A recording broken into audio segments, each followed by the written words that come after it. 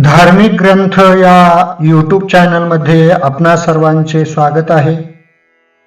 पंढरीची वारी अगदी जवळ आलेली आहे आणि त्या वारीच्या संबंधाने थोडक्यात जाणून घेण्याचा प्रयत्न आजच्या व्हिडिओमध्ये आपण करणार आहोत। व्हिडिओ आवडल्यास लाईक करा, चॅनलला सबस्क्राइब करा आणि बेल आयकॉन दाबायला विसरू नका। पंढरीचा पांडुरंग परमात्मा अर्थात विठुराया हे महाराष्ट्राचं आराध्य दैवत आहे। संपूर्ण महाराष्ट्र त्या सावळ्याच्या भक्तीत रंगून जातो। गेल्या अनेक वर्षांपासून पंढरपुरात लोक भक्तिभावाने दर्शनाला येतात। आषाढी कार्तिकीला तर लाखो भाविक महाराष्ट्राच्या कानाकोपऱ्यातून आणि इतर भागातूनही श्रद्धेने येत असतात। पूर्वी कोणत्याही साधनाची उपलब्धता नव्हती, तेव्हा श्रद्धाळू स्त्री पुरुष पायी चालत येत होते। परंतु आजच्या आधुनिक विज्ञान युगात वाहनांचे अनेक प्रकार व लाखोंची संख्या उपलब्ध असूनही लोक पंढरीला पायी चालत येतात। हा या वारीचा विशेष आहे।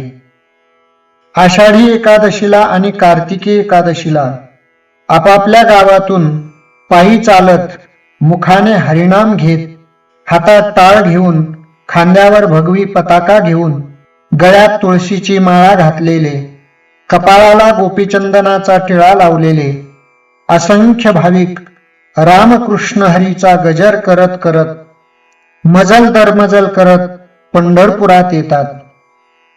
याला एकमेव कारण आहे, स्वतः भगवंत संतांना सांगतो, आषाढी कार्तिकी विसरू नका मज, सांगत असे गुज पांडुरंग।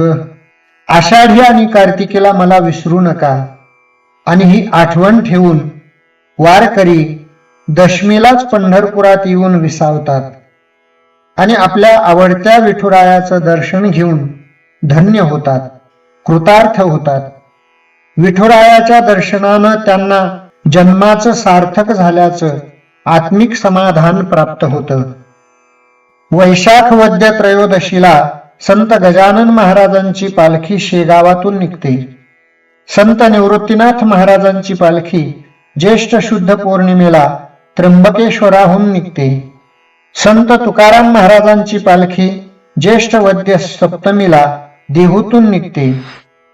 संत ज्ञानेश्वर महाराजांची पालखी ज्येष्ठ वद्य अष्टमीला आळंदीतून, तसेच संत मुक्ताबाईंची पालखी जळगावातून, संत एकनाथ महाराजांची पालखी पैठणातून, संत निळोबाराय महाराजांची पालखी पिंपळनेरहून, संत कवी महिपती महाराज यांची पालखी ताहराबाद येथून, अशा असंख्य संतांच्या पालख्या निघून दशमीला पंढरपुरात येतात। तेव्हा सर्व पंढरपूर नगरी टाळ मृदंगाच्या नादात दुमदुमून जाते। भगव्या पताका उंच उंच फडकतात। अबीर गुलाल बुक्क्याचा गंध सर्वत्र दरवळतो। चहूकडून भजन कीर्तनाचा गजर ऐकू येतो। संपूर्ण चंद्रभागेचं वाळवंट भक्तांच्या दाटीनं गजबजून जातं। एकादशीला चंद्रभागेचं स्नान करून दिंडी प्रदक्षिणा करतात। बारीला लागून भाविक पांडुरंगाचं दर्शन घेतात। 3-4 दिवस मुक्काम केल्याच्या नंतर पौर्णिमेच्या दिवशी सगळ्या संतांच्या पालख्या गोपाळपुरात जातात। त्या ठिकाणी काल्याचे कीर्तन, दहीहंडी संपन्न होते।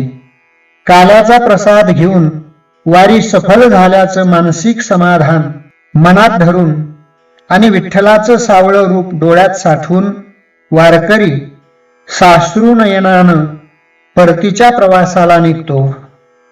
असा हा सगळा असलेला वारीचा प्रवास अतिशय आनंददायी, जीवाला आल्हाद प्रदान करणारा असा हा वारीचा असलेला प्रसंग आणि त्याचा प्रत्यक्ष अनुभव आपण आपल्या जीवनात घेऊन त्या असणाऱ्या वारीच्या आनंदाचे वाटेकरी आपणही बनावं, अशा प्रकारची विनंती या निमित्तानं आपणा सर्वांना करतो आणि या ठिकाणी थांबतो।